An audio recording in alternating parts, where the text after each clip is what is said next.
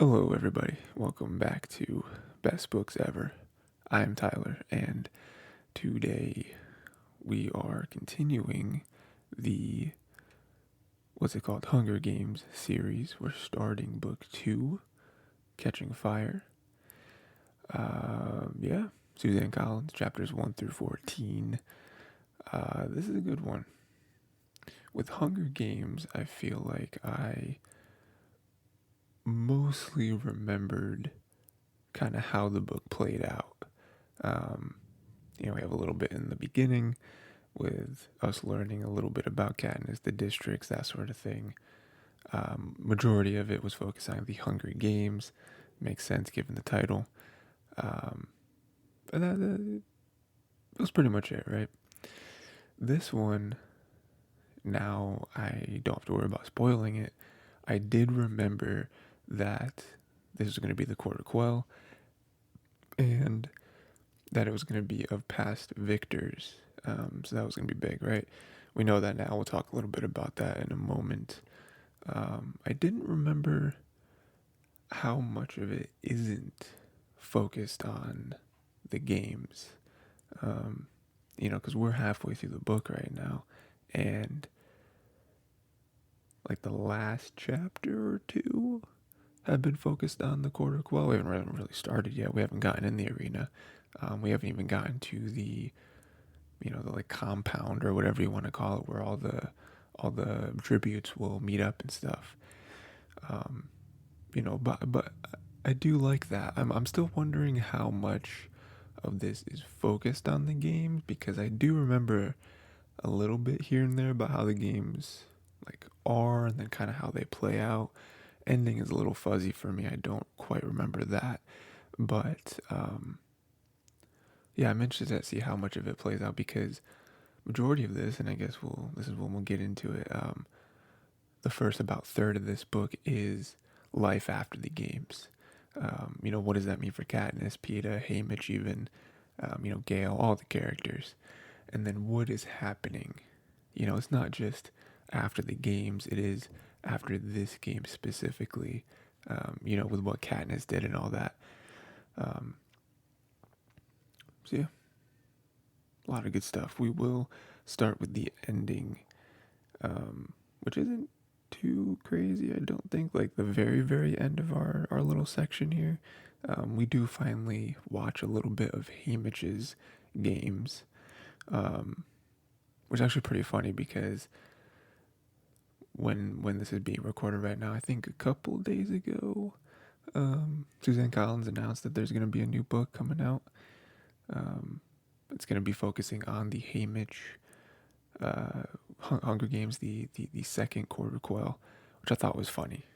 Just for there to be such a coincidence with me covering, with us reading this, but then also um, this specifically, Haymitch in his game. So, um, but yeah, so that's good. And then we did see a little bit of that. I like that, because in the first book, I think we talked about this briefly, where Katniss and Peeta had a very brief conversation about how do you think Haymitch, because obviously he's a victor, he's mentoring us. That's how that works. Um, and they thought he had to have outsmarted them, because he doesn't seem like too big, too strong of a guy, too athletic of a guy. So um, they don't think it could have been that. It had to be him outsmarting them. And while they were wrong, he was pretty athletic, pretty fast, strong, and stuff like that. He did in fact win by outsmarting them. He used like the force field thing that's surrounding the arena to uh, turn the other tribute to axe into a boomerang. Came back and stuff, which is great, because one, that it's a very cool way to win, very unorthodox, but also, and even Katniss sort of says this, where she's like, "Oh, this is the first time where I feel like we're really learning stuff about each other." Um, we've spent all this time learning about the other tributes, about the people they're gonna have to, unfortunately, gonna have to try and kill to survive. But now we're learning stuff about each other, and now we really feel like a team. I feel like the last one, it was also it was also much, and with this one, with them having their history together, all three of them. I mean, even Effie, even Cinna, the other styling team and all that, but like them three specifically, them having their history together and like the different chemistry they've had. Very, very unfortunate that they have to go through all this again. But the fact that they do, I think there are these little ways where they can grow closer together. And hopefully that helps them, figure some stuff out about each other and help them win or get closer again. Highly, highly unlikely for them to allow two people to win in the last games. It almost didn't happen. It really shouldn't have happened. For them to allow in this games, though, astronomically low. Like, there is no way. Again, I do not remember. I honestly do not remember exactly how the end of these games work. So maybe I'm wrong. Maybe somehow Peeta and Katniss, outsmart them again and trick them and kind of force their hand again. But I have a feeling for this games, and us even getting back to the whole. This is a quarter quell, so there's like a special rule, special circumstances surrounding this one, and this one being it comprising of the past victors. That in itself can't be a coincidence. I think even Katniss doesn't think this. I don't, not super explicitly, but I think she's kind of on the same train of thought, and I'm sure people like Pete and Haymitch, have crossed their mind as well. As much of a show that Snow, gave to be like, oh, there's a bunch of envelopes, and these were all written during the first Hunger Games or whatever, when it was decided a quarter quell would be this and that. There's no way that this one was either chosen or even just written as a coincidence. Like, this is the perfect way to sort of, quell what is happening with the districts, with the different uprisings, and, even Katniss specifically. Like, we already had in the very beginning of this book a conversation, a very open conversation between Snow and Katniss about what is happening, and even Katniss was like, well, why don't you just kill me? He's like, well, I can't do that. He's like, well, why don't you make it look like an accident? I'm sure you could do that.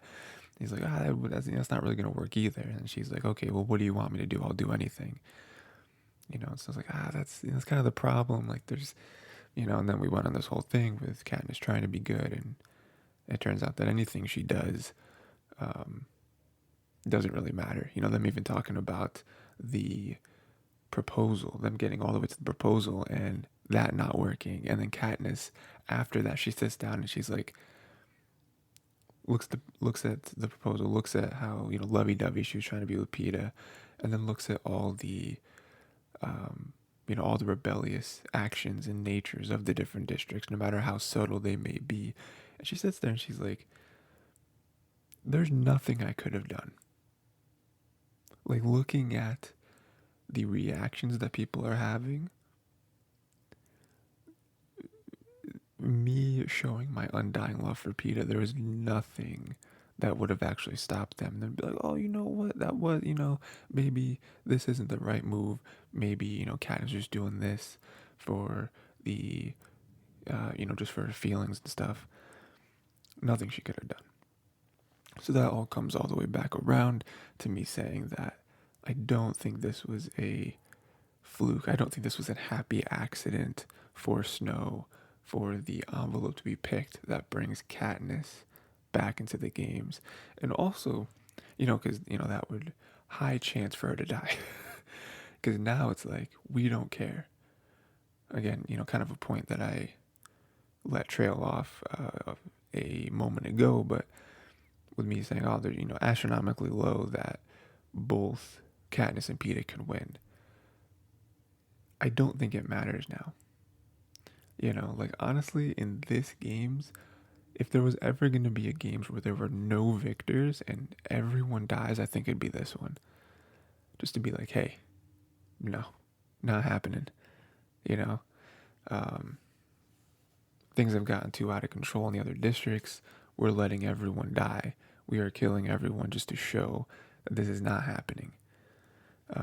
That even the best of the best, the people that made it out, which is the victors, because they get I don't know if they get money, but I know they get you know, they get their life handed to them pretty much, after they win.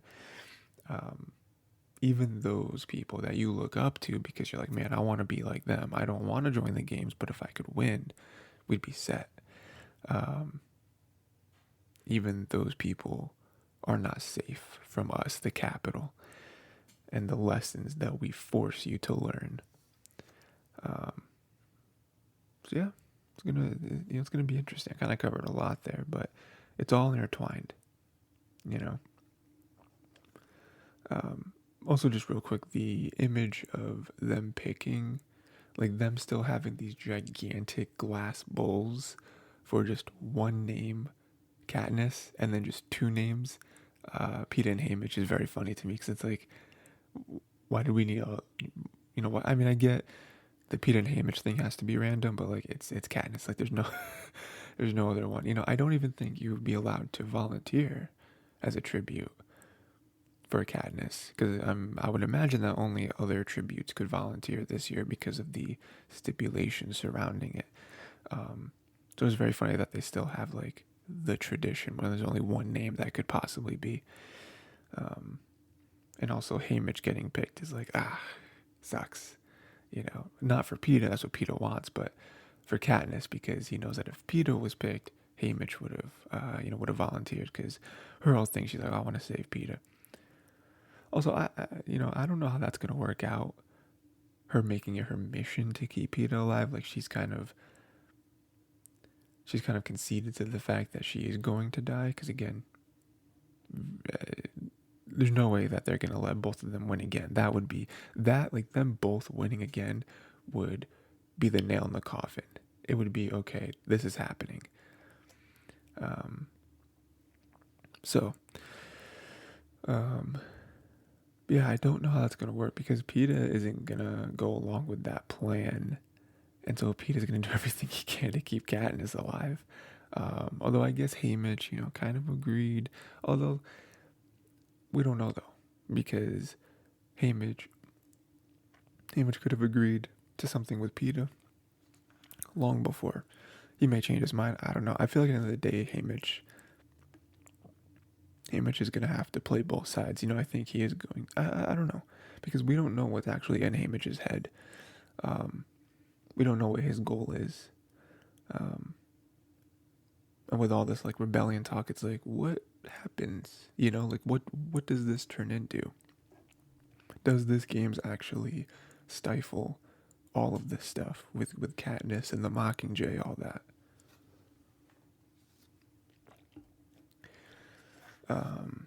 What else do we got? Yeah, I already kind of mentioned it, but yeah, Katniss does assume that the other districts are starting to rebel, just from her talks with the stylist team, and then being like, oh, it's very hard to get this, very hard to get that. It's like, oh, well, District 8 makes that, and District, 10 makes that, or whatever. So, um, that's very interesting. But we already kind of knew that. Um, Going more along with the rebellion stuff, that's kind of what this whole first section is about. Um, you can tell that the breaking point, I think, for Katniss was Gale being whipped for his crimes. I think there's a few things there. One, these are punishments that District 12 has not really seen, at least in quite a while. District 12, even, we talked about this with Katniss talking to Rue. Rue's time seemed to be way more stressful, way more strict in 11 than it is in 12. In 12, it's like, we're all still also kind of trying to survive. Like, it's tough. So for this to happen, I think that's huge. To be like, oh, we thought life was bad before, and it was, but it could be way worse. Like, we are not going to survive with it being like this. People are dying from starvation, being punished, being put in the stocks, being whipped, all this stuff, being brought up for past crimes. Like, this is bad. And then even them electrifying the fence to try to get Katniss is like, not only is this awful because now they're kind of set to the standards that you assume the other, the other districts are. Um, Now it seems like they are purposefully trying to get Katniss. Maybe the other, maybe Peeta too or whatever, but like Katniss specifically is definitely being targeted. Um, so that's tough, and so we have that, and then obviously the personal relationship with Gale. Still not quite sure how she feels about Gale, even though we know how he feels about her. Um, yeah, I mean, that was tough to watch too, because obviously, I feel like within your district, especially since the last games, people are having a lot more district pride. I feel like now more than ever. So that's big, but then also she knows Gail, so like, if it was anyone happens that, she knows a lot of people, right? 12 seems to be one of the smaller districts. So, the people who run that market, the, cranky dude who who sells the goats, right? Like, these people. And so I think that would hurt. But I think it being Gale really hurts. Because before that, she was like, let's run away.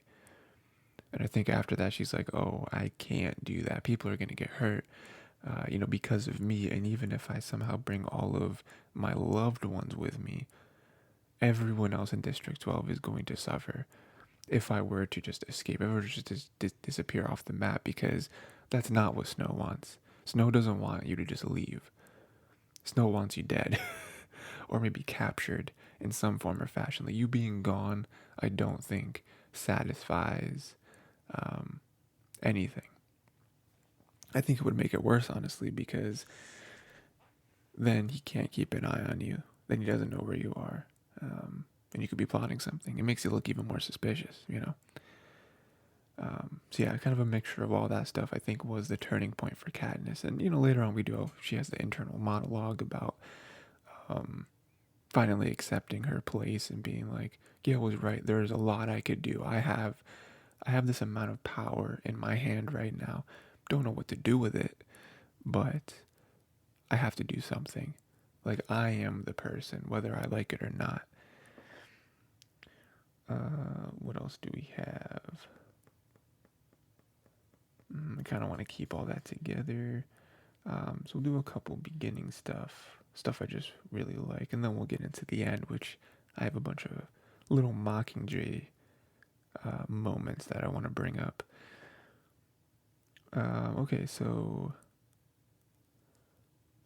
another sort of in between the games type deal I thought was very important and also speaks more to the grip that the Capitol has, and like certain things that you don't think about, certain things that happen that make you realize, oh, the Capitol really influences you in so many different ways. So Katniss and Peeta win the Hunger Games, right? 74th Hunger Games, great. We find out that Snow's not happy. It could be an act of defiance, act of rebellion against the Capitol and the Barrys, having them both survive, all that stuff. He's like, hey, you gotta make it. So I believe that y'all are in love, and that's why you did it, to satisfy the people and be like, oh, this wasn't actually an act of rebellion. I'm not trying to start anything. I just love Peeta. And so people be like, oh, kind of hopefully extinguish that. During all of that, we have Katniss talking to Haymitch about it, and Haymitch says that she's gonna have to marry Peeta, and that floors Katniss because she thought that she was only gonna have to do this for this run, for this little victory tour, and then it'd be good. The problem is that in another 6 months, the next Hunger Games is gonna happen, and all eyes are gonna be on you. Because they go around, look at the other victors and all that stuff, and especially you and Peeta being the only victors aside from me, you're going to get the most screen time when they look at District 12. You're also going to be mentors. So it's like every year for the rest of your lives, for at least once a year, but for a bit of time, every year, cameras are going to be on you, and you can't just you can't just not be together. That'll ruin everything. You'll become suspicious. The little the little thoughts that that Snow might have about your intentions are gonna rise up again. So all in all, you're gonna have to marry him. You're gonna have to prove, and you're gonna have to live together. Like, you may be forced to even have kids. Indirectly be forced, to have children, to start a family. And again, that floors Katniss, because she realizes that he's right. That you have to keep on this charade for the rest of your life, or else you're not safe. Peeta's not safe, and your families are not safe. Um, because again, as soon as the mask cracks, all of the suspicions, will rise up, and they will come back to the forefront, because the Capitol and just all the people in general love this story. And so if the story goes away, questions start to be asked. And so again, just to wrap all of that together, and to my point of, like, the Capitol controls it. Whether you like it or not, you did that to survive, and that did not end with the games. You must continue to do this to survive. Then you start to think about maybe some of the other things that other victors have done to survive. Again, like, that's the thing with the victors of the games, right? Like, I think Katniss sort of understood this, maybe in this moment, about Haymitch. And it's like, Haymitch isn't just an alcoholic just because, like, he doesn't shut himself in just because. Like, he does it because he knows. And again, this is all speculation on Katniss's part, but it does make sense of, like, he does this because it's much easier to have no connections, to have no loved ones, to have no one close to you that could get ripped away from you. It's crazy. It's wild. Couple small things I do want to mention, with the overall theme being, I love the people around Katniss, and this is why, if we go deeper into the rebellion, which is what we will end on today, so I will talk about that in a moment, but that is really the thing, right? Like, I mentioned this during the last book, where Katniss is great. She's awesome. I think she's getting better. I think she's figuring some stuff out. But I think her being surrounded by such specific people, maybe intentionally, I don't know. But it just seems that all of this, all the planets have aligned to cause her to be in the position she is in. And I love the people around. I love her supporting cast. And so, just to touch on that, one is her. I love the moment where her mom comes in when she's getting prepped by her different stylists and stuff, and the mom is like, very shyly, she's like, hey, so Senna wanted me to come in here and kind of show you how I braided Katniss's hair, and she does. She shows them, and she's very nervous, but Katniss notices that the different stylists, they are very genuine. They are, like, super engrossed and watching every movement that the mom makes when she's braiding Katniss's hair, and the style that she does, right? Her very classic braid down the back. And I love that moment because I don't think, again, this book isn't illustrated, but I don't think that anything the mom is doing with the braid is, like, crazy, like, crazy intricate, or, like, out of this world or anything. And so I feel like the stylist could, in another world, they could be very, very, like, uppity about it and be like, oh, you're not doing anything special, or, oh, why did Senna want us to see this? Like, I could do that braid in my sleep or whatever, because they're,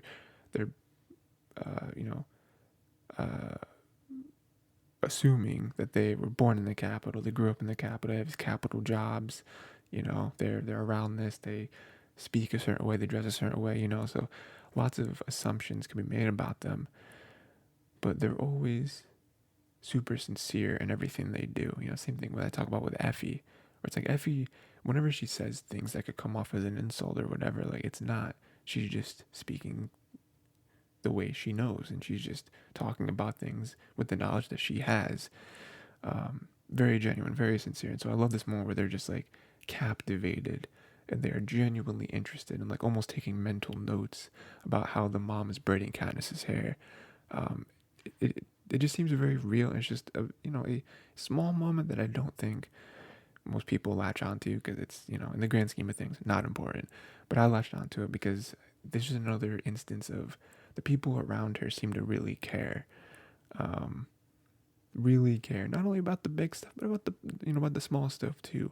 It really makes you feel that these people can be trusted, and if Katniss ever needs to talk about anything or if she just needs to fall back on somebody or whatever, again, even for small stuff, she can trust these people and to kind of be there for her instead of just, oh, these are just some like capital people that came in and they're here to style my hair or whatever. They do seem like more than they do seem to care. And then the other moment I wanted to bring, which is very similar, is Cinna becoming a mentor, quote unquote mentor for her style and clothes, because apparently every victor needs to have something they do. That's like a thing. It's like, oh, we go around and we look at what skill or what hobby or whatever that the victors are having, because they don't have to do anything now, right? Um, they now get everything on a silver platter. And she didn't like anything, and so she was like, I think Cinna suggested, hey, why don't you get into making clothes? And that's just an excuse for them to hang out more, which is awesome. I love Cinna. But yeah, again, just another moment where it's like Cinna didn't have to do that. Cinna didn't have to be like, oh, let me take her under my wing to teach her about clothes, because that could be kind of fun, but also because I know that Katniss is struggling with this, and I want to be there to comfort her. Not really like bite the bullet, because I'm sure it is very far from like stressful or like I'm sure he really wants to do this and he really likes hanging out with Katniss and talking to her and everything. But like I will take that on, and I will help in any way I can. And so he makes clothes for her and puts them off as hers. Um, so yeah, I think that's very nice. Again, another moment where I don't know if it'd ever be brought up again, but it is just another moment where we have these people that are surrounding her that seem to really care about her sincerely and not just, well, I am designated as her stylist, so I will make clothes for her, and that is it. There is more to that. Um, yeah. And lastly, I have a few points on kind of Katniss's role and everything, and the whole Mockingjay thing that I wrote down that I want to end on. So, one big moment, and I think, we talk about turning points and all that. This is the moment where I think it became real. Like I said, the Gale thing was a turning point specifically for Katniss to accept her place as this like figurehead, I guess. And she's like, you know what? I have to do this. I can't run away. I have to face this head on for the people I love, and also maybe for everyone versus the Capitol. But this moment, a little earlier in the book, I think was the moment that it became real. Um, that it became real, and she decided something needs to be done. Again, after this, she kind of thought about running away, which, again, because the Gale stuff, I think she decided to not run away and to do something else. This moment became real, though, was when she went to District 11 and everyone gave their speeches or whatever, and it was fine. And then she decided to talk some words about Thresh and even more words about Rue. And it was all, again, very genuine, very much like I'm in debt to both of them, but Rue specifically, like, she was special. And again, I don't think she said anything that was crazy. I don't think she was like, yeah, let's get the cat. Like, she didn't say anything, down with President Snow. Um, but her finishing, and then the one dude who started it, like, gave the three finger salute thing and then whistled, and then everyone else did it as well. Um, and that caused a lot of commotion. Um, it caused him to be shot in the head immediately in the streets. Um, Katniss got pulled away. Everyone got pulled away.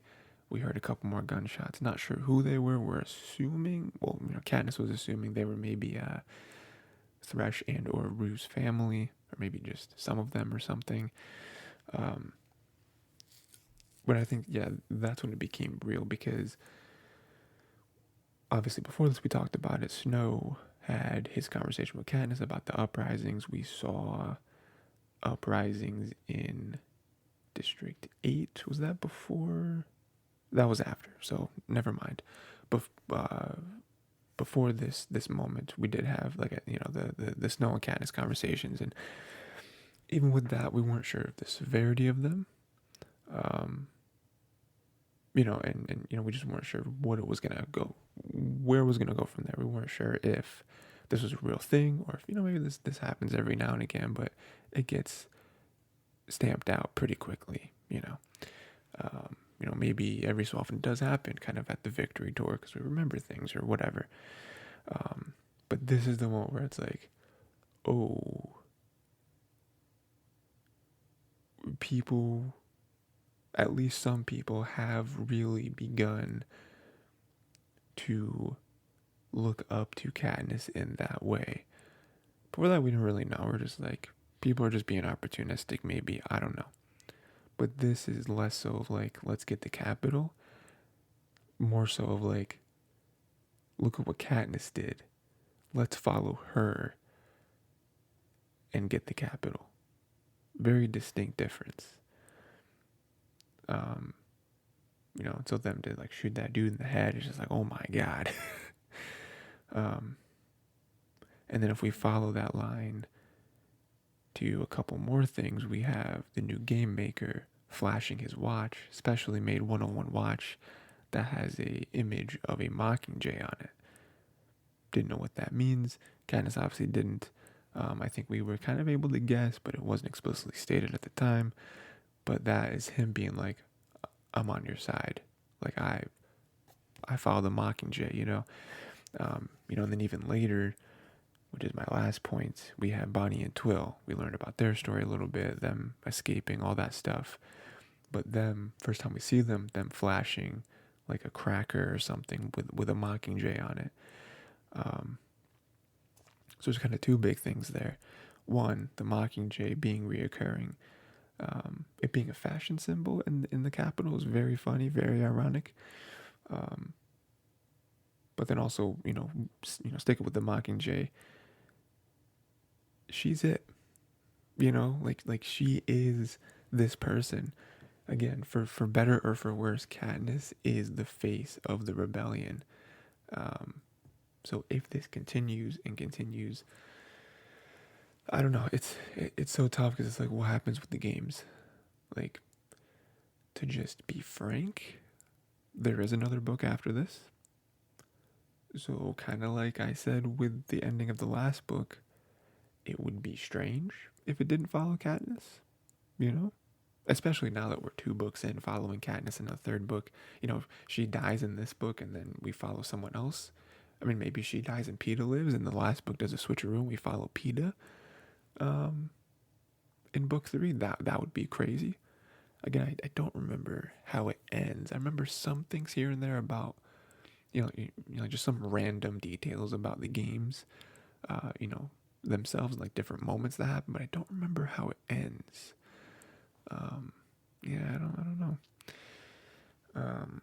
But yeah, so like her being the face is huge. And I think if somehow the rebellion does continue and flare up and get to the point where it is like, gets to the breaking point where it is, you either have to kill all of us, or we are going to take down the capital and finally take them down and make a new world.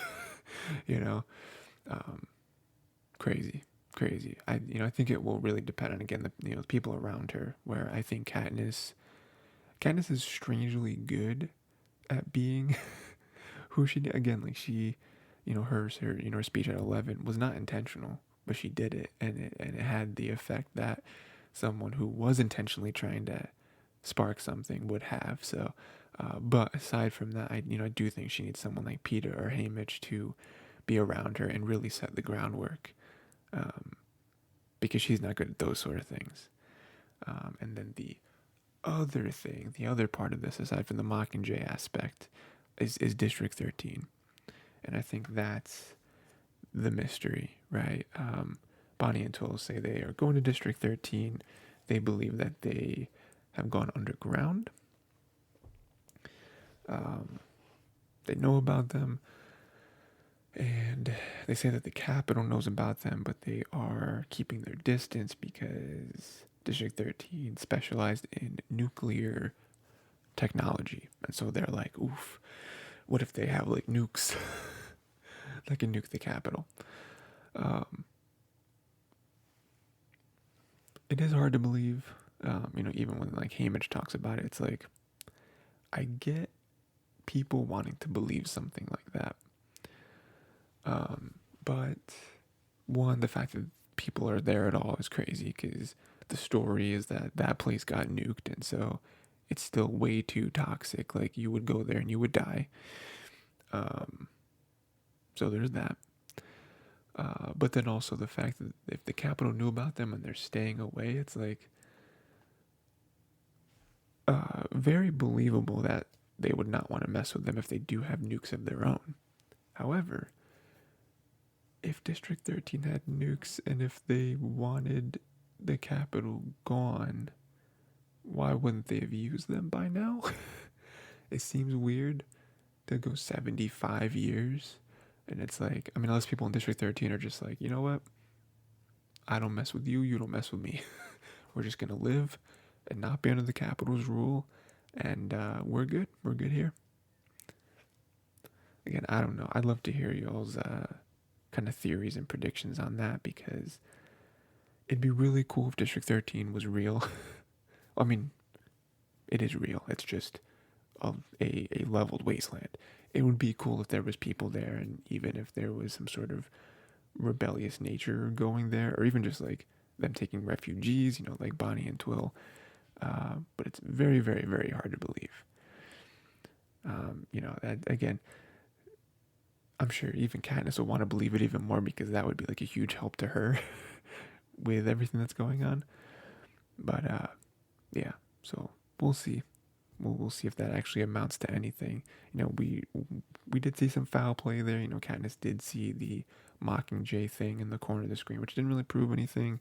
But then they did see that that connecting with supposing live footage. It's like, oh, she's not really there. The news reporter isn't there. She must be in front of like a green screen or something. So that adds to the suspicion. But then even Haymitch was like, yeah, I mean, why wouldn't they do that though? Like that doesn't prove anything. It just proves that they were smart enough to use old footage instead of having to go out there every time they want to report on something. It doesn't prove anything. So, but we will see, because that is the end. That is the end of our little section. Yeah, let me know any sort of predictions you have for the second half of the book. Obviously, going to get into the games. Don't remember who wins, don't remember how it ends, but I hope somehow Katniss and Peeta don't die. I don't really know how that would work, but I'm hoping that. Yeah. Excited to see the different tributes, because now these are top of the top. Like that's another thing too, is that like other people, like especially from like the career districts are tough, but for the most part, these are just people that have entered the games. This one are all past tributes, so they are all winners. They've all won. They are. They're gonna be tough competition. So that's tough. Yeah, I mean, I just can't wait to see like Katniss and Peeta competing. Not literally. I don't want to see either of them kill each other. I just mean the sense of like Katniss clearly is going to try to keep Peeta alive, while Peeta is clearly going to try to keep Katniss alive, and neither one of them care about their own well-being, except when it comes to staying alive long enough to keep the other alive. So I think the tiebreaker is going to be Haymitch, and to see what he decides to do. Um, I'm very interested to see if they do other like interviews and stuff, because the um the kind of procedure has been different already, where it's like they didn't do like goodbye interviews to their family and loved ones like they normally do. They just pushed them on a train and said, get out of here. So I'm interested to see if they, because it seems like they want to isolate and they want to do everything as quickly as possible, kind of putting those two things together. So I wonder if we'll still have like, like training, if we're still going to have like the like the show and tell. I don't know what to call it. The like show and tell that they have, where they go separately and try to impress the judges or whatever. And then at the end of it, they give scores. That was when Katniss shot the arrow through the apple, and she got like an 11 or some nonsense. Wonder if they'll still have that, and just like interviews with what's the dude's name? Caesar. They'll still have interviews with Caesar, or if they'll kind of truncate those. Yeah, I just want to see how they'll do all that. I just to see the other tributes as well. I think that'll be fun, and kind of what their take is on this, because I feel like some of them definitely are just like, this is another games. I'm here to win. But I wonder if any of the other ones will kind of think like Katniss and Peeta are, where it's like, this is clearly like, this isn't real.